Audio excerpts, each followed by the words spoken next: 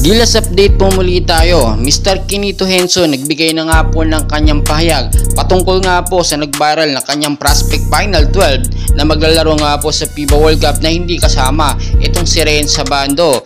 Gilas Pilipinas magkakaroon na nga po ng kanilang unang tune-up game na kumpleto kasama si JC Kai Sotto at iba pang Gilas team kontra nga po sa kupunan ng Ivory Coast. Gulong-gulo na nga po ang isip ngayon ni Chotres pati ang SBP dahil hindi po nila malaman kung sino po ang dapat tanggalin sa 16-man full para sa Final 12 ng Gilas Pilipinas sa FIBA World Cup. Ngayon po kasi ay nakita naman natin all goods lahat ng mga player pero nagkaroon ng problema dahil syempre magbabawas sila ng 4 na player para sa Final 12. Ngayon kasi majority wins against Renza Bando over Kipe Ravena dahil gusto talaga ng mga fans na si Renza Bando ang mapunta sa Final 12 imbes na itong si Kipe Ravena at alisin muna ang politika.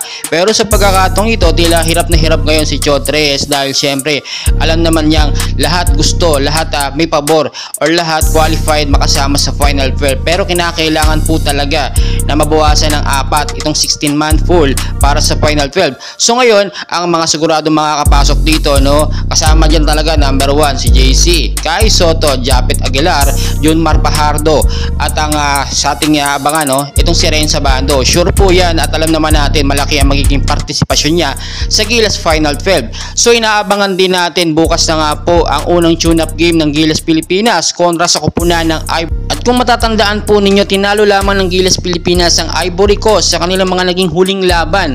So mas malakas na po ngayon ang Ivory Coast at talagang pinaghandaan po nila ang tune-up game kontra sa ating kupunan na Gilas Pilipinas. So ang mangyayari po dito, tatlong tune-up game na magsisimula nga po sa August 18 bukas sa kupunan nga po ng Ivory Coast, Mexico at ng Montenegro. After po ng tune-up game, saka pa lamang po ilalabas ang Final 12 ng Gilas Pilipinas para sa FIBA World Cup. So ngayon talaga ang dami nag-aabang So ang magagawa na lang po natin ay suportahan muna ang magiging unang tune-up game nga po ng Gilas Pilipinas kontra sa Ivory Coast. So well guys, patuloy ko po kayong i-update and please huwag niyo pong kalimutan mag-like and subscribe for more Gilas updates. Maraming salamat po.